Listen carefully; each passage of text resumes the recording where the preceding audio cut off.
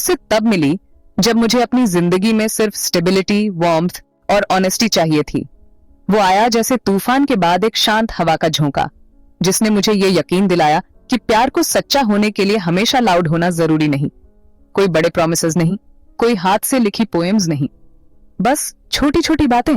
उसने देखा कि मैं नर्वस होने पर अपने पैर की उंगलियां कैसे मोड़ लेती थी, कि मैं हमेशा एक्स्ट्रा जिंजर वाली मसाला चाय कैसे ऑन ऑर्डर करती थी, कि मैं हंसने से पहले कैसे रुक जाती थी, जैसे ये टेस्ट कर रही थी कि क्या फिर से खुश होना सेफ है। धीरे धीरे और चुपचाप मैं गिर गई। वो जैसा था उसके लिए नहीं, बल्कि उसके आसपास मुझे कैसा महसूस होता था उसके लिए। Safe, seen, understood. पर धीरे धीरे वो वार्मथ हल्की पड़ने लगी। वो अटेंशन जो कभी अफेक्शन लगती थी, अब ट्रांजैक्शनल लगने लगी। वो मौजूद था, पर कभी पूरी तरह नहीं। अवेलेबल था, पर कभी सच में इन्वेस्टेड नहीं। वो घंटों गायब हो जाता, फिर एक चार्मिंग एक्सक्यूज के साथ वापस आता, जो हमेशा सही लगता, शायद बहुत ज्यादा सही। उसने कभी सीधे झूठ नहीं बोला, पर उसकी आंखों में हमेशा एक दूरी थी, जैसे वो मुझे ऐसी जगह से देख रहा हो जहां मुझे जाने की परमिशन नहीं थी। मैंने उन साइलेंसेस को गहराई समझ लिया। मैंने सोचा उसे भी चोट लगी है, उसे बस टाइम चाहिए। पर सच, वो हील नहीं कर रहा था, वो छिप रहा था। जिम्मेदारी से, कमिटमेंट से, उस रियलिटी से कि मैं सच में उसके लिए क्या मायने रखती थी। और मैं अपनी उम्मीद में आती रही। मैंने डेट्स प्लान की, थॉटफुल मैसेज भेजे, सैक्रिफाइसेस किए, खुद को ये यकीन दिलाती रही कि प्यार का मतलब बिना मांगे देना है। पर प्यार ब्लाइंड डिवोशन नहीं है, ये म्यूचुअल क्लैरिटी है। और मैं इल्यूजन्स के जरिए आंखें सिकोड़ रही थी, जबकि वो मेरी लॉयल्टी का कंफर्ट एंजॉय कर रहा था। मैंने नोटिस करना शुरू किया कि जब कोई नया उसकी जिंदगी में आता तो उसकी एनर्जी कैसे बदल जाती थी। अचानक से charm, attention shift, emotional withdrawal. हर बार जब मैंने इस पर सवाल उठाया, उसने मुझे ऐसा महसूस कराया जैसे मैं ओवर रिएक्ट कर रही थी, जैसे मेरी इंस्टिंक्ट सिर्फ इनसिक्योरिटीज थी।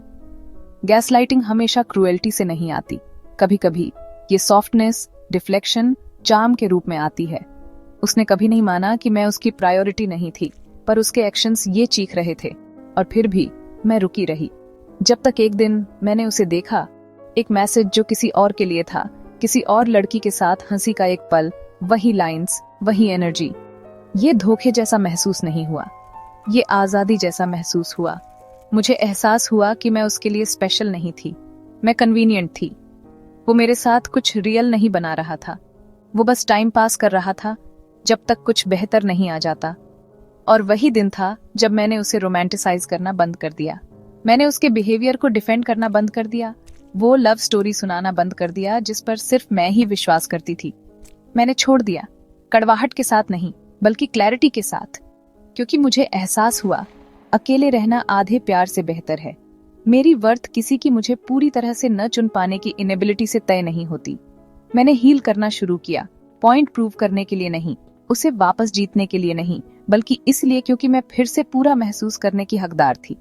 मैंने ट्रैवल किया, दोस्तों से फिर से कनेक्ट किया, रोई, जर्नल लिखा, खुद को बहुत देर तक रुके रहने के लिए माफ किया।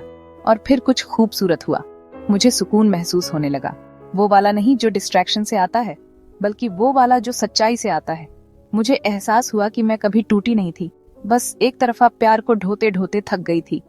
तो अगर आप ये देख रहे हैं और सोच रहे हैं कि क्या वो सीरियस था, क्या वो वापस आएगा, क्या इसका कभी कोई मतलब था, मेरी बात सुनो। टाइम पास प्यार जैसा लगता है जब आप अटेंशन के लिए तरस रहे होते हैं, पर सच्चा प्यार आपको कभी कंफ्यूज नहीं करता। ये आपको क्लैरिटी के पीछे भागने पर मजबूर नहीं करता। ये आता है पूरी तरह, जोर से, गर्व के साथ। क्लोजर का इंतजार मत करो, उसके बदलने का इंतजार मत करो, उसे जाने दो, हील करो, इवॉल्व करो। एक दिन आप पीछे मुड़कर देखेंगे और उसके जाने के लिए शुक्रगुजार होंगे, क्योंकि आप ऐसे किसी के साथ होंगे जो आपको चुना हुआ महसूस कराएगा, सहन किया हुआ नहीं। कोई ऐसा जो फ्यूचर बनाता है, सिर्फ टाइम पास नहीं करता। और सबसे जरूरी बात, आपके पास खुद आप होंगे, पूरे, ग्राउंडेड, पावरफुल। आप जानेंगे कि आपको क्या चाहिए, आप क्या डिजर्व करते हैं, और आप फिर कभी क्या एक्सेप्ट नहीं करेंगे। हार्ट ब्रेक ने आपको तबाह नहीं किया, उसने आपको जगाया। अब आप ये नहीं पूछ रहे हैं क्या ये सच था, आप कह रहे हैं अब मुझे अपनी वर्थ पता है। और वो, मेरे दोस्त, आपका सबसे बड़ा ग्लो अप है।